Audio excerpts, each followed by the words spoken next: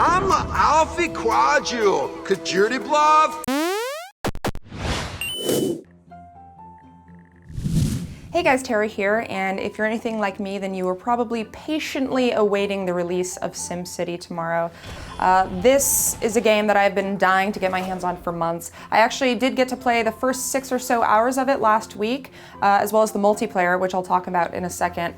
As far as the single player is concerned, there is so much going on in this game. It's unreal. SimCity has always been a very involved process, but I think with the addition of data layers, specifically in this one, really adds a lot of depth to the gameplay. Like I said in a previous video, I think in my interview with Ocean Quigley, there is no more year in SimCity. The concept of time is gone. So you basically judge your progress by your town hall that's in your city, which is one of the first buildings you place down. And a lot of that is just based on how many people there are in your city. So if the taxes are too high or there's constantly fires everywhere, people will start to abandon those houses. There's also missions, like build a ferry station here, get, 20,000 people in your town. But that adds a very interesting and unique component to the game. As far as the multiplayer goes, it's actually not nearly as intrusive as I thought. It's actually quite passive. When you begin the game, you select from 8 regions, and those regions have anywhere from 2 to 16 players. So if you're playing a multiplayer region, you can zoom out to view the regions, and you'll be able to see sort of an overview of the other cities in your region, along with how they're doing, and sort of like a small metric related to that. And this is where I think one of the really cool components of the multiplayer comes in, which is that problem that I have in previous games is I always build way too much of something and then realize later that I don't need it, and it's just, consuming resources. So in the new SimCity, you don't have to just delete those and, lose the money that you spent on them. You can actually assign extra, ambulances or police cars or whatever you've built too much of, and you can send those to other cities in the region if they say that they need them.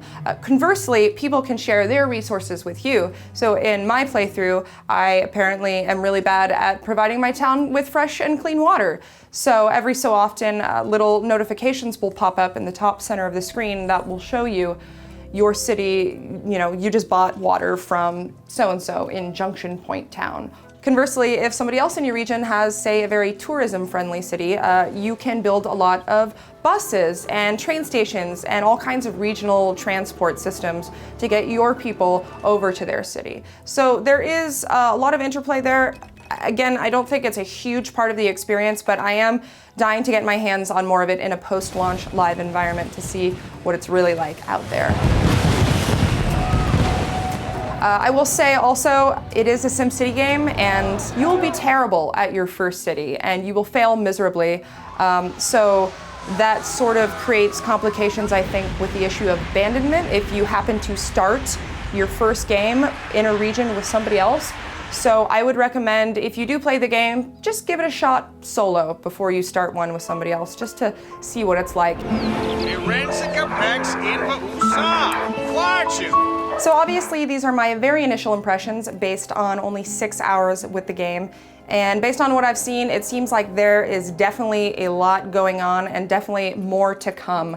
There were features that I barely skimmed the surface of, even at the end of my playthrough. So I'm really excited to get this going in a post-launch live environment. I'm hoping we'll have a full review up by the end of the week, but if not, you can look for it here early next week. And of course, I will be tweeting it out, so you can follow me at TerraLongest. The game comes out tomorrow in the meantime, so if you are watching this after midnight, then let us know what you think of it.